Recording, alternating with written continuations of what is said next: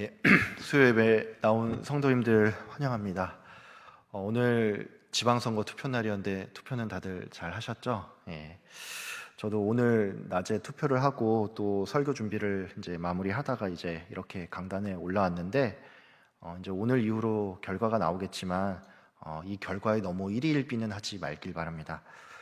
세상의 모든 권세 위에 하나님이 계십니다. 하나님께서 이 나라를 보호해 주시길, 그리고 당선된 사람들이 하나님을 두려워하면서 또 떨리는 마음으로, 정말 국민을 위하는 마음으로 이제 이 나라를 잘 이끌어가기를 놓고 항상 기도하시는 저와 여러분들 다 되시길 바랍니다. 오늘은 주께서 나를 괴롭게 하심은 이라는 제목으로 함께 말씀 나누도록 하겠습니다. 최근 이제 한 달 넘게 계속 시편 119편의 말씀을 보고 있죠. 지난주에 우리는 시편 119편 57절부터 72절까지 이제 본문을 통해서 하나님의 주권과 또 고난의 유익에 대해서 살펴보았습니다.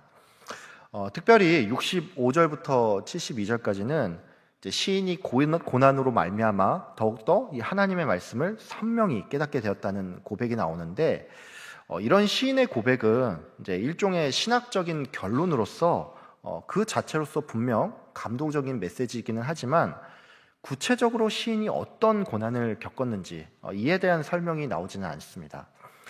오늘 본문은 그런 의미에서 이제 앞선 고백 이후에 저자가 실제로 어떠한 고난을 겪었는지, 또 그 과정 중에 이제 어떤 깨달음을 얻었는지 이제 이에 대한 구체적인 설명이 나온다고 할 수가 있는데, 이거를 여러분의 이해를 돕기 위해서 비유를 하자면 이런 거예요. 어떤 한 성도님이 이제 오후 예배 시간에 이제 청중들 앞에 나와서 제가 인생에 어려움이 참 많았는데 이 시간을 통해서 고난이 유익임을 배웠고 또 하나님의 주권에 대해서 알게 됐습니다. 이런 간증을 이제 했다라고 치겠습니다. 여러분이 만약 청중이라고 하면 이 간증자의 고백을 들을 때 어떤 생각이 들겠습니까? 참 귀한 고백이다, 이런 생각이 들면서 근데 대체 어떤 일이 있었길래 저런 얘기를 하지? 이런 궁금증이 생기겠죠. 보통 청중 앞에 나와서 간증을 하는 사람들은 신앙적인 통찰과 결론만을 얘기하는 것이 아니라 내가 이러한 깨달음을 얻기까지 어떤 일이 있었는지 이에 대한 얘기도 그 자리에서 합니다. 소설을 하나 써보자면 이런 얘기가 예시가 될 수가 있겠죠. 98년도 외환위기 당시에 명예퇴직을 당해서 경제적으로 큰 어려움에 처하게 됐는데, 하필이면 또 보증을 서줬던 친구 하나가 사업이 망하고 잠적을 하는 바람에 그 빚을 내가 다 떠안게 되는 이런 상황에 놓이게 됐다는 것이죠. 문제는 여기에 더해서 내가 화병 때문에 소화가 좀 안 되는구나 싶어서 병원에 갔는데 이 암이 딱 발견이 되고, 그러면서 이제 내 인생은 끝났구나 싶었는데 이때 하나님을 만나서 이 시간을 잘 극복하게 되었다, 이런 얘기가 뒤따라서 나온다면 청중들은 이 사람의 신앙 고백을 더욱더 귀히 받아들일 수가 있다라는 것입니다. 제가 예시로 말씀을 드린 것처럼 이제 오늘 본문은 이제 앞선 65절부터 72절까지의 신앙 고백에 대한 구체적인 간증이라고 할 수가 있는데, 이제 그 내용이 뭔지 좀 한번 살펴보도록 하겠습니다. 시인은 먼저 자신이 고난받는 이유에 대해서 설명을 하고 있습니다. 본문 86절을 보겠습니다. 주의 모든 계명들은 신실하니이다. 그들이 이유 없이 나를 핍박하오니 나를 도우소서. 시인은 대적자들이 이유 없이 나를 핍박하기 때문에 내가 이렇게 고난 중에 있음을 밝혔습니다. 이유가 없다라고 했지만 사실 이 말은 일종의 문학적인 수사이지 정말로 이유가 없다라는 뜻은 아니죠. 이유 없이 나를 핍박한다라는 것은 이제 바꿔 말해서 내 기준에서는 이 핍박이 전혀 정당하지 않고 또 납득되지도 않는다는 뜻인데, 그러면 이 핍박의 원인이 뭐냐?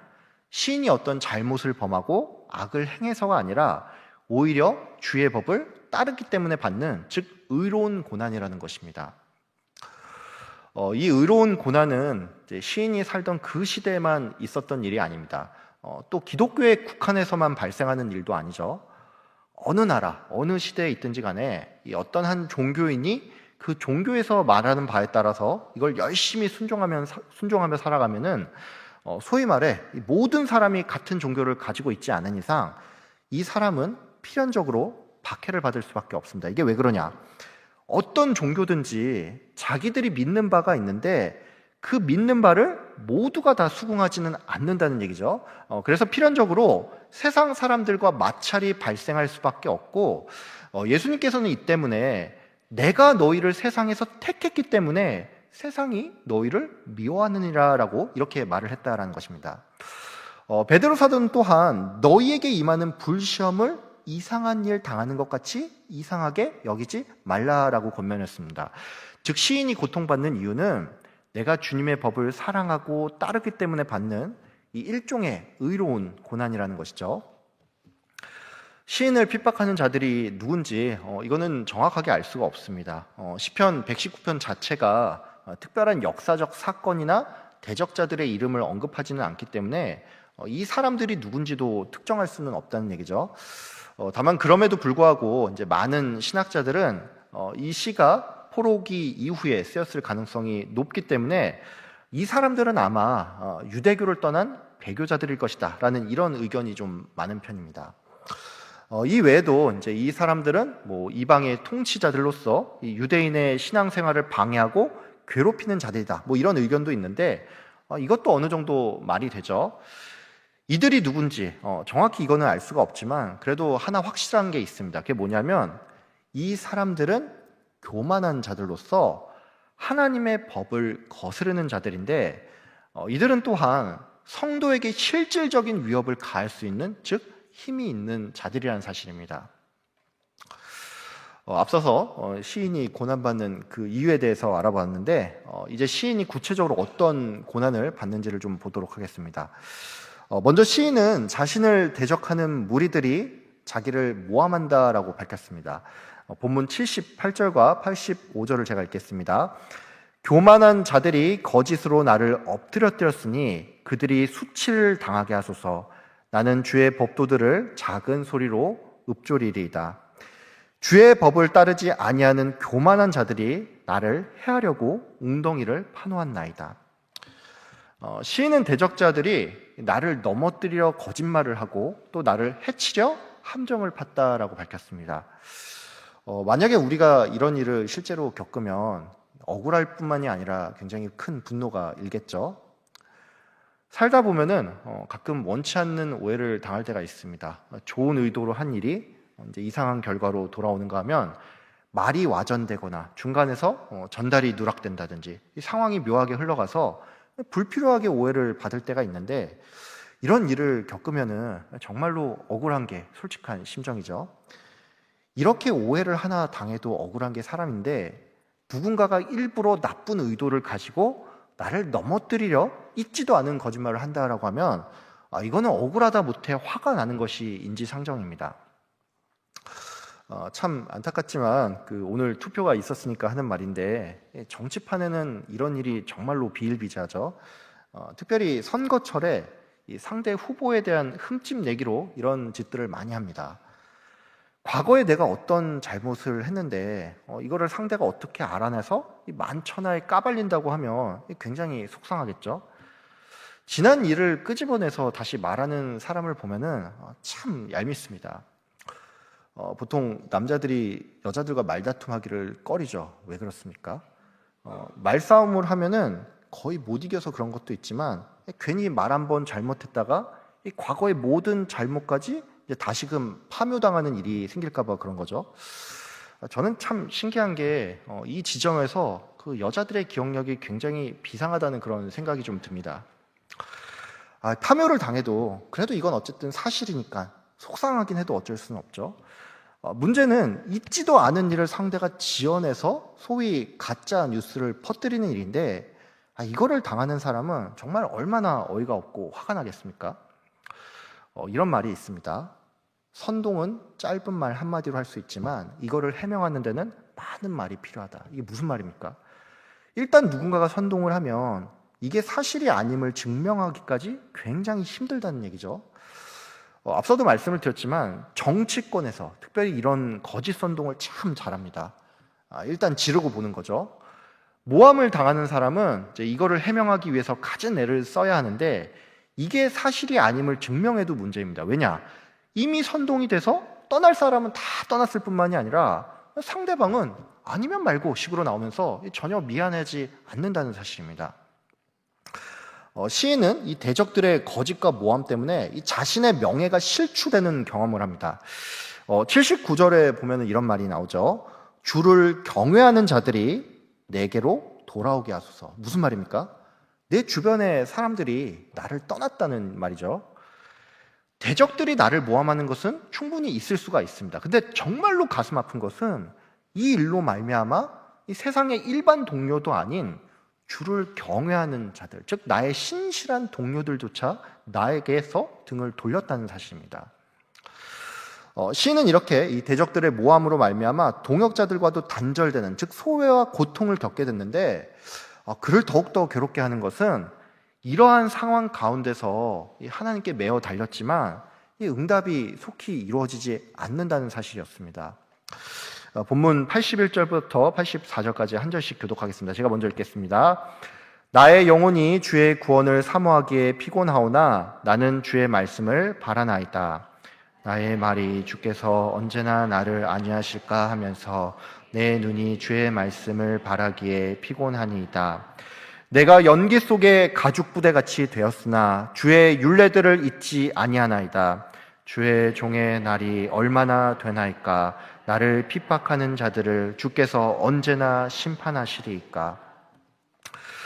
시인은 변하지 않는 현실과 또 지체되는 응답 때문에 심신이 지친 상황이었습니다. 사실 우리도 마찬가지죠. 살다 보면 누구나 다 어려운 일을 겪게 되는데 그래도 하나님 붙들고 살아가니 그 문제가 하나하나 해결이 되더라 이러면은 우리가 웬만해서는 낙심되지 않습니다. 사실 꼭 문제가 해결되지 않아도 괜찮습니다. 고난 가운데 하나님을 붙들었더니 설교를 듣는 중에 혹은 성경을 읽는 중에 하나님의 말씀을 들었다, 이런 경험이 있으면은 우리가 그래도 견딜만 하다는 것이죠. 문제는 시인이 주의 말씀을 바라기에 피곤하다라는 말을 했다는 건데, 이게 무슨 말이냐면 구원을 바라고 주님께 구했으나 실제적인 변화도 없고 또 그 어떤 말씀의 응답도 없으니 이게 시인 입장에서는 정말로 지치고 진이 빠지는 일이라는 것입니다. 시인은 주의 종의 날이 얼마나 되나이까라고 말을 했습니다. 쉽게 말해서 주님, 제가 앞으로 살면 얼마나 더 살겠습니까? 제가 죽기 전에 하나님의 응답을 보기는 하는 겁니까? 이렇게 따지듯이 물었다는 것이죠.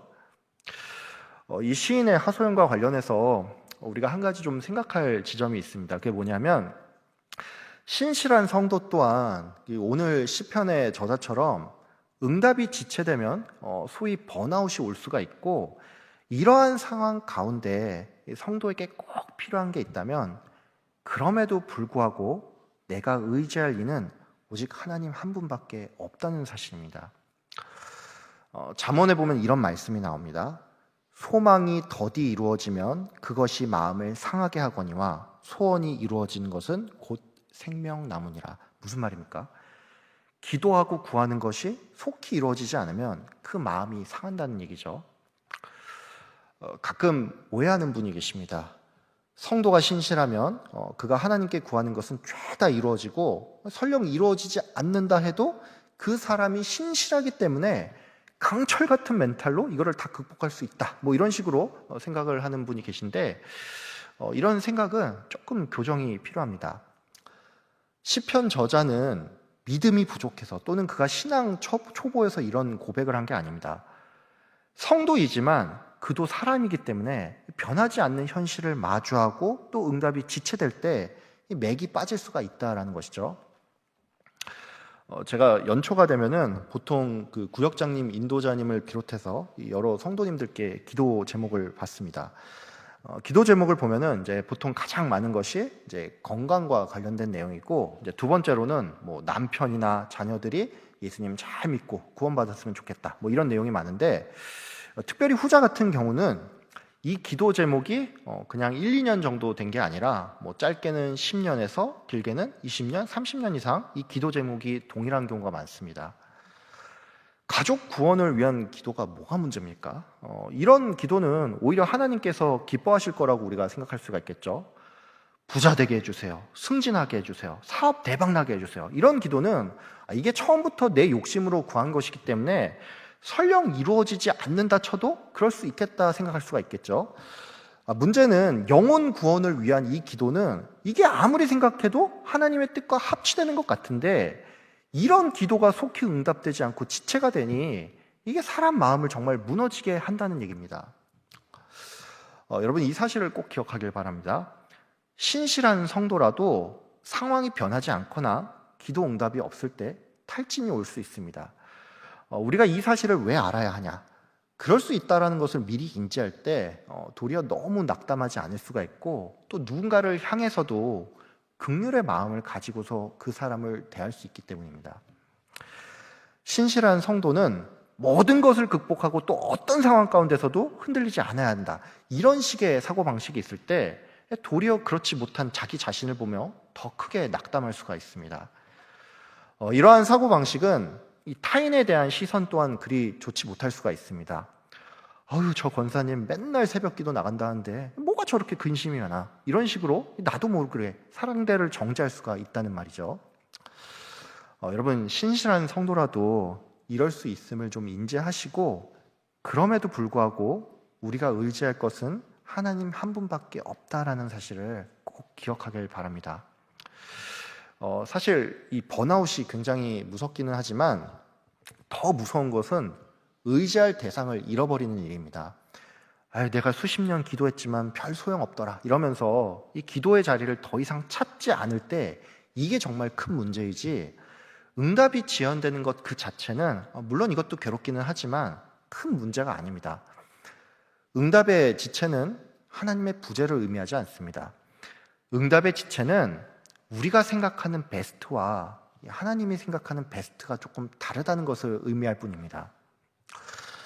필립 얀시는 응답이 지체되는 것은 인간이 이해할 수 없는 하나님의 더 큰 섭리와 뜻이 작동하는 시간이라고 했는데 여러분 그렇습니다. 응답의 지체는 우리의 생각을 내려놓고 또 하나님의 가장 선한 방식을 기다린다라는 점에 있어서 일종의 훈련의 시간이라고 할 수가 있는데 그런 의미에서 여러분이 지금 어떤 상황에 있든 그래도 내가 의지할 이는 오직 하나님 한 분뿐임을 알고 주님을 끊임없이 찾으시는 저와 여러분들 다 되시길 바랍니다.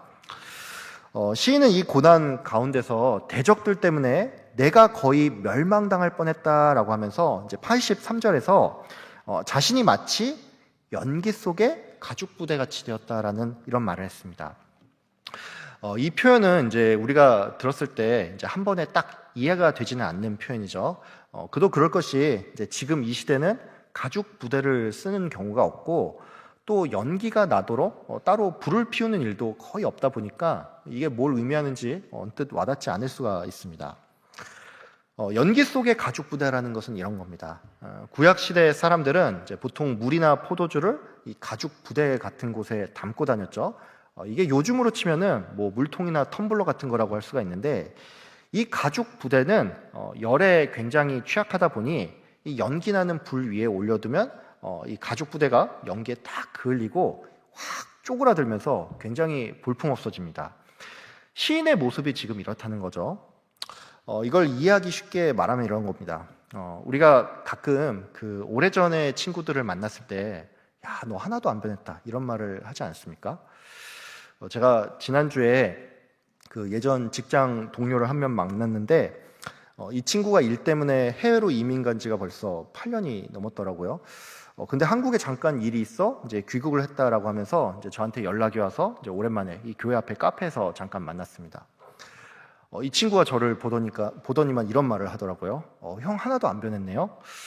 저도 이 말에 야 너도 진짜 하나도 안 변했다 이렇게 답을 했습니다. 여러분 우리가 이런 말을 하기도 하고 또 듣기도 하죠. 근데 우리가 정말로 이 말처럼 하나도 안 변했을까요? 네. 하나도 안 변했으면 우리가 전부 다 20대의 얼굴을 하면서 지금 살고 있겠죠. 20대 청년들은 이 60, 70대 어르신들이 서로를 바라보면서 야, 너 하나도 안 늙었네, 그대로야 이런 말을 하는 걸 보면서 뭐가 하나도 안 늙어, 딱 봐도 60, 70대 어르신이구만 이런 생각을 합니다. 우리가 안 변한 게 아니죠. 나이에 맞게 변해가고 있는데 나도 늙지만 상대도 늙기 때문에 이게 별로 변한 게 없다라고 느끼는 것뿐입니다. 반면에 이런 경우도 있습니다. 가끔 보면은 그 오랜만에 누군가를 만났는데 저 친구 왜 이렇게 많이 늙었지? 이렇게 느껴지는 사람이 있죠. 그럼 이런 경우는 뭐냐? 대체로 이런 경우는 그 친구가 내가 그 친구를 못 보는 동안에 굉장히 험한 일이 있었다든지 또는 괴로운 일을 많이 겪어서 나이보다 훨씬 더 들어 보이는 경우입니다. 우리가 이럴 때는 이제 빈말로라도 야, 너 하나도 안 변했다 이런 말은 못 하죠. 요즘 건강은 어때? 특별히 아픈 곳은 없고 뭐 이런 말을 한다든지 야, 너 요즘 되게 힘든가 보다, 바쁜가 보다 이렇게 말을 하죠. 시인은 자신이 마치 불에 그을린 가죽부대 같다라는 말을 했는데, 그러니까 이게 무슨 뜻이냐면 시인은 지금 고통스러운 시간을 보내고 있기 때문에 이 그의 내면뿐만이 아니라 이 외형까지도 정말 눈에 확 띌 정도로 변했다라는 것을 의미합니다. 시인은 이처럼 이 대적들의 공격으로 말미암아 큰 고통 가운데 있었지만 주의 말씀을 붙들고 또 하나님을 의지하는 것을 결코 잊지 않았습니다. 고난의 상황과 이유들을 언급하지만 이걸로 끝이 아니라 거의 모든 절마다 반전이 들어가 있죠. 교만한 자들이 나를 넘어뜨리려 하지만 시인은 주의 법도들을 작은 소리로 읊조린다라고 고백을 했습니다. 이유 없이 나를 핍박하는 자들이 있지만 주의 계명이 신실함을 고백하며 하나님께 나를 도우소서 하며 구하고 있죠. 심지어 시인은 대적들의 공격으로 말미암아 거의 멸망할 뻔했지만 주의 법도들을 버리지 않았다라고 고백을 했습니다. 여러분, 시인은 대체 어떻게 이런 자세를 계속 유지할 수가 있던 걸까요? 낙심되는 상황이 많지만 이 시인이 결국 초인적인 의지가 있었기 때문에 그 신앙을 유지할 수가 있었던 걸까요? 여러분, 결코 그렇지 않습니다. 이 해답은 이제 오늘 본문 73절에 나오는데 본문 73절을 우리 함께 읽겠습니다. 시작. 주의 손이 나를 만들고 세우셨사오니 내가 깨달아 주의 계명대를 배우게 하소서. 시인은 주의 손이 나를 만들었다라고 고백을 했습니다. 이 만들다라는 것은 이제 히브리어 아사로서 하나님께서 나를 창조하셨다라는 것을 의미합니다. 하나님께서 천지를 창조하셨을 때 뭐 각종 식물과 동물 또 해와 별 등을 만드셨죠. 그때 만들다는 의미로 사용된 단어가 바로 이 아사입니다. 이후에 보면은 세우셨다라는 단어도 나오죠. 이제 이 단어는 뭐냐? 이제 히브리어로 하면 쿤으로서 이 단어는 견고히 고정하다, 목적을 가지고 준비시킨다라는 이런 의미가 있습니다. 그러니까 하나님께서는 인간을 창조하셨을 뿐만이 아니라 그가 택한 백성이라면 특정한 목적을 이루기 위해서 그를 온전히 세워 나간다라는 것이죠. 여러분, 그러면 과연 우리를 향한 이 하나님의 목적은 무엇일까요? 이것은 하나님께서 우리를 창조하실 때 하나님의 형상으로 만들었기 때문에 우리가 비록 연약하고 또 어려운 가운데 있지만 그분을 닮아 가도록 하나님께서는 오늘도 우리를 세워 나간다라는 것입니다. 즉 시인은 그 자신의 의지가 대단해서가 아닌 하나님께서 나를 세워 나가기 때문에 내가 고난 가운데서도 주의 말씀을 깨닫고 배울 수가 있다는 얘기입니다.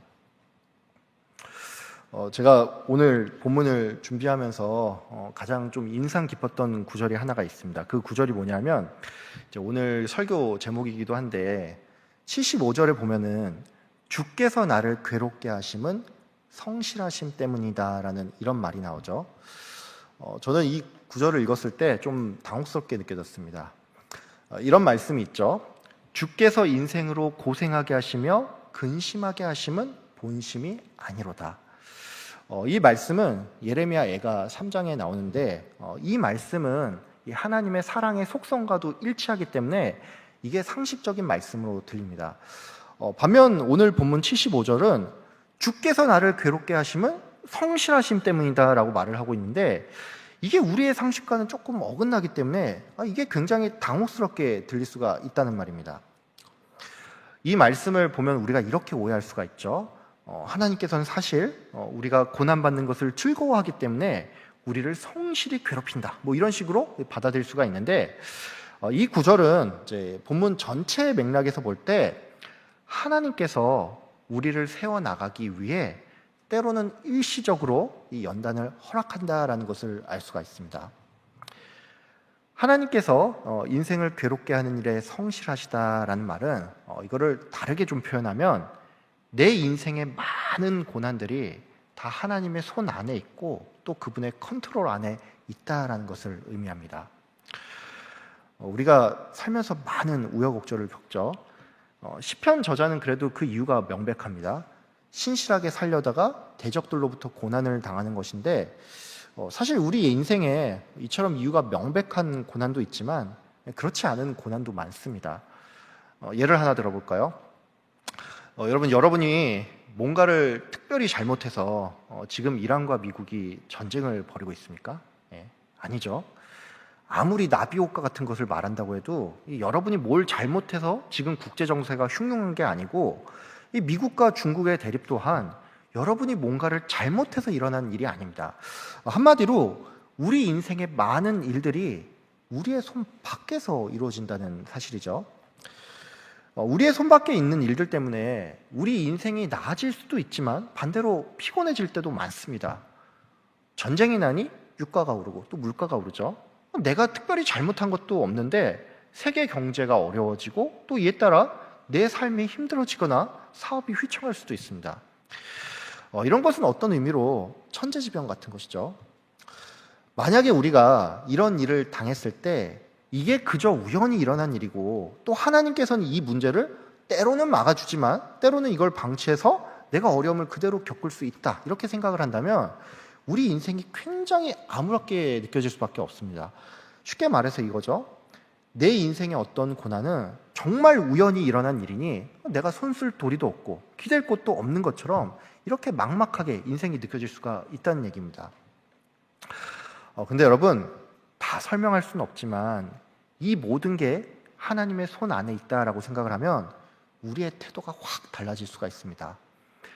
문제 상황 자체를 주목하는 게 아닌 이것을 허락한 하나님께 먼저 우리의 시선을 돌릴 수가 있겠죠. 이거는 바꿔 말해서 문제 해결책 또한 하나님께 있음을 우리가 알 수 있다는 것이고 그래서 우리는 이 어떤 상황 가운데서도 주를 의지할 수가 있다는 얘기입니다. 하나님께서 우리에게 왜 고난을 허락하든지 이유가 명백할 때도 있지만 그렇지 않을 때도 많습니다. 우리가 뭔가 잘못해서 징계하기 위해 고난을 허락하는 때가 있는가 하면 또 다른 목적이 있을 때도 있지만 여러분 이 사실을 꼭 기억하길 바랍니다. 하나님께서 나를 괴롭게 하심은 나를 바로 세우기 위한 주의 성실하심 때문입니다. 하나님께서는 선을 이루는 분이지 성도가 고난받다가 그저 파멸당하는 것을 원치 않으십니다. 여러분 그러니까 이 고난이 정말로 나에게 유익임을 생각하며 주님의 말씀을 항상 붙들고 살아가시는 저와 여러분들 다 되시길 소망합니다. 주의 말씀을 붙들고 살아갈 때 이것은 먼저 나에게 큰 위로와 소망이 되지만 또한 이것은 누군가에게 정말 좋은 귀감이 될 수가 있습니다. 74절에 보면 주를 경외하는 자들이 나를 보고 기뻐하는 것은 내가 주의 말씀을 바라는 까닭이니이다. 이런 말씀이 나오죠. 즉 고난 가운데서도 이 주의 말씀을 바라는 나의 모습이 누군가에게 좋은 모델이 된다라는 얘기인데 이와 관련해서 이제 마지막으로 하나만 더 말씀을 드리자면 내가 그런 사람이 되는 것도 필요하지만 또 내가 이런 사람을 보는 일도 필요하죠. 우리가 구역 모임을 하다 보면 굉장히 큰 위로를 받을 때가 있습니다. 어떤 때냐면 이제 구역 모임에 나갔는데 저 집사님, 저 권사님은 인생이 정말로 힘들어 보이는데 그 가운데서도 주님을 의지하며 이 말씀을 가까이 하는 모습을 보니까 내가 그렇게 힘든 건 아니구나 뭐 이런 위안을 얻기도 하고 또 저분처럼 힘든 상황에 있는 분도 이것을 잘 이겨나가는 모습을 보니까 나도 할 수 있겠다 이런 힘을 좀 얻을 때가 있죠. 이거는 굉장히 좋은 케이스라고 할 수가 있는데 문제는 내가 어느 조직에 들어가도 내가 가장 힘들어 보일 때가 있다는 사실입니다. 대체로 어느 구역을 가도 기도 제목이 없는 분이 없고 또 이래저래 힘든 분이 많아서 그분들을 통해 나만 힘든 건 아니구나 이렇게 위로받는 순간이 많지만 솔직히 이런 경우도 있죠. 다들 잘 풀리는 것 같고 형통한 것 같은데 나만 왜 이렇게 인생이 힘든지. 그래서 구역 모임에 가면은 이 위로를 얻고 힘을 얻는다기보다는 도리어 이 나만 인생이 너무 기구한 것 같아서 좀 좌절스러울 때도 있는데, 여러분 이럴 때는 사람에게서 위로를 찾지 말고 이 예수 그리스도의 십자가를 깊이 묵상하길 바랍니다. 예수 그리스도께서 찔리심은 우리의 허물 때문이었고 또 그가 상함은 우리의 죄악 때문이었습니다. 예수님께서 징계를 받음으로 우리가 평화를 누리게 되었고 그가 채찍에 맞음으로 우리는 나음을 입게 되었습니다. 여러분, 예수 그리스도께서 어떠한 고난을 받았는지 깊이 생각하길 바랍니다. 예수님께서는 이러한 고난 가운데서도 하나님 한 분만을 의지하고 바라보았다라는 이 사실을 기억하시고, 또 예수님께서는 단지 고통만 받은 분이 아니라 우리를 위로하며 힘주시는 이심을 꼭 유념하길 바랍니다. 우리에게 있는 대제사장은 우리의 연약함을 동정하지 못하실 이가 아니요 모든 일에 우리와 똑같이 시험을 받으신 이로되 죄는 없으시니라. 예수님께서는 우리와 똑같이 시험받은 자로서 우리의 연약함을 동정하는 분이십니다. 아무쪼록 오늘 말씀을 기억하며 고난마저도 하나님의 주권 안에 있으며 또 나를 세우시려는 선한 뜻이 있음을 알고 힘주시며 위로하시는 예수 그리스도를 의지하여 이 시간 잘 이겨내시고 또 고난의 터널을 지나 하나님께 영광을 돌리는 저와 여러분들 다 되시기를 주의 이름으로 축복하며 기도합니다.